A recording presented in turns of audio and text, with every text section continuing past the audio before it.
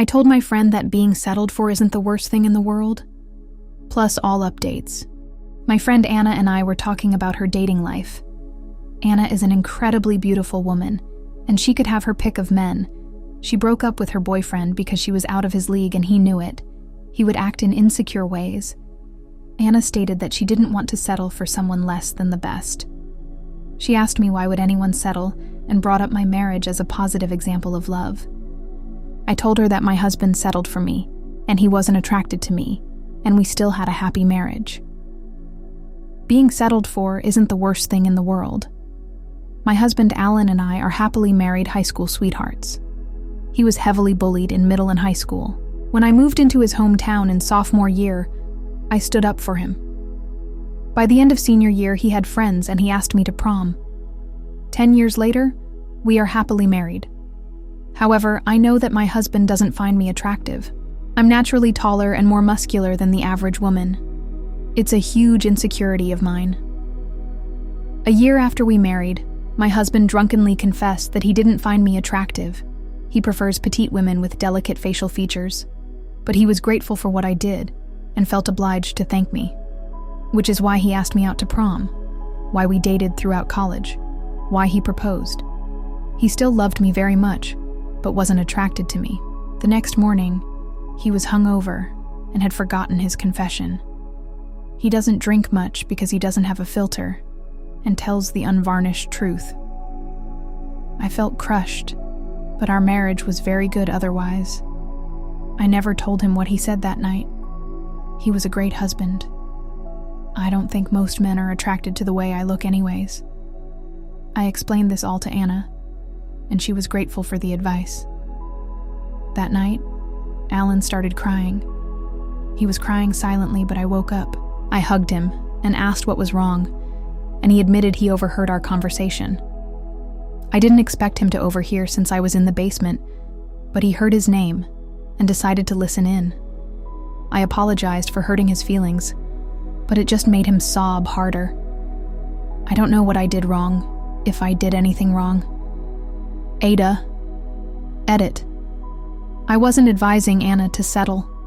She would never be happy settling for someone. I just told her that settling isn't the worst thing in the world and my marriage is one of settlement. My husband settled for me and we're happy. My advice was to stay true to herself and her beliefs. If she's not happy, then the relationship can't move forward. Update. Hello? I'm back with a short update. I got a lot of messages on my post, and it was a bit overwhelming. I want to say I am a people pleaser, not just for my husband, but for my friends and family too. I want them to be happy. I love my husband and want the best for him. We are very monogamous, and I value fidelity. We had sessions of couples therapy, and he now have a personal therapist. It was surprisingly easy to find someone that suited us, but I did pay a lot of money for our sessions, but they left me feeling baffled. Our counselor was a no-nonsense but comforting older woman. We went through our life, how he was bullied, how we met, how we married, our careers. I told her about how he had drunkenly told me he wasn't attracted to me, but that didn't matter because we loved each other, and I don't know what made him upset. She asked us honestly if we wouldn't be happier as best friends, but married to other people. Alan adamantly said no. She brought up affection, sex life, those things. We told her we had an active sex life with a couple quirks and were very affectionate, etc., which she focused on. She basically said someone is lying at some point because you can't have all of those things together. She asked Alan to walk through his attraction, and he snapped and said he didn't want to talk of having disgusting bad thoughts about me. It was a very long conversation after, and I'm still confused, but essentially, he thought that anyone sexualizing or having those kinds of thoughts about me was bad, especially other people. He loved me for me. It wasn't even about me being his wife, or me being a woman, or those common things. He thought anyone who had thoughts about me was bad, and I should be protected from them. Alan told the counselor that I was too soft and gentle and pure to think that there are bad thoughts about me and bad people. I've never heard that before from anyone. I told our counselor nothing bad has happened to me. I was worried if Alan had trauma in his past that made him wary of others, since he had been bullied so viciously in school. But he said that I was thinking of him again, and I should think about myself. He said I still didn't realize that the world is scary for me.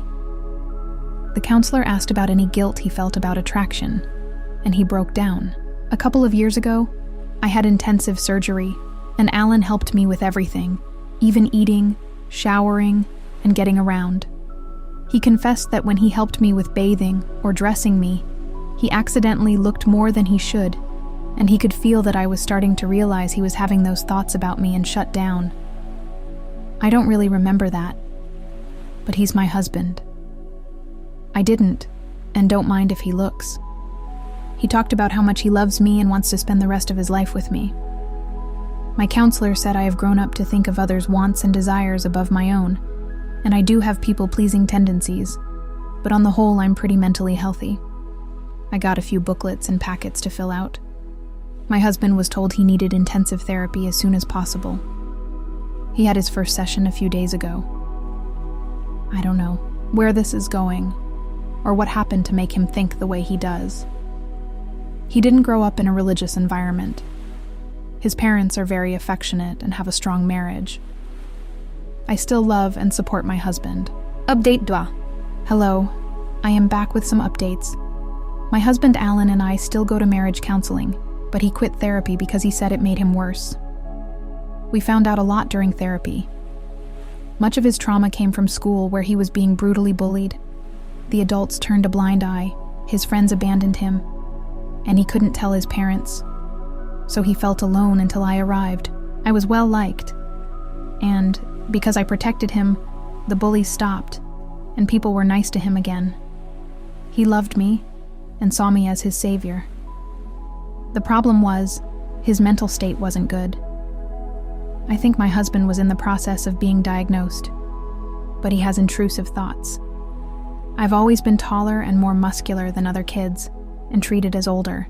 I'm still obviously female, just one that's naturally taller and stouter. With beauty standards emphasizing small and thin, I always felt weird about my body. But that doesn't stop creepy men, and it didn't stop teenage boys. And his bullies made comments about me that are degrading but not atypical for cruel teenage boys. Some of what they said matched his thoughts because they were normal thoughts, intrusive thoughts, or just fantasies. He had a lot of fantasies and a lot of intrusive thoughts about me. It confirmed to him that people have bad thoughts about me and he is just as bad, but the difference was, he could control it. So he made a decision not to be attracted to me. He said the more he got to know me, the purer and more precious I seemed, and the less he could let the rot out. He had to keep me safe, because the world would destroy me. And the comments he made when he was drunk was one of deep denial and trying to reassure me that he didn't have disgusting thought about me. That does explain some things about how my husband behaves around me, and especially in the bedroom.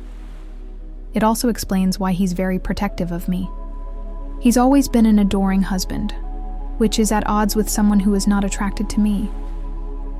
The bathtub memory affected him a lot because he could rationalize a lot of things, but for the first time I was vulnerable physically, and in need of his help, and his fantasies and intrusive thoughts got worse. Some of the therapy was to try to get me off the pedestal, but it didn't really work, and his intrusive thoughts got worse. He said he had to quit, and I supported him. He told me some of his fantasies, and some were normal and some were disturbing. I told him that I loved and trusted him. Our marriage is strong, and I will stay by his side and help him. What do you guys think? Let's discuss in the comments. Follow and like for more stories.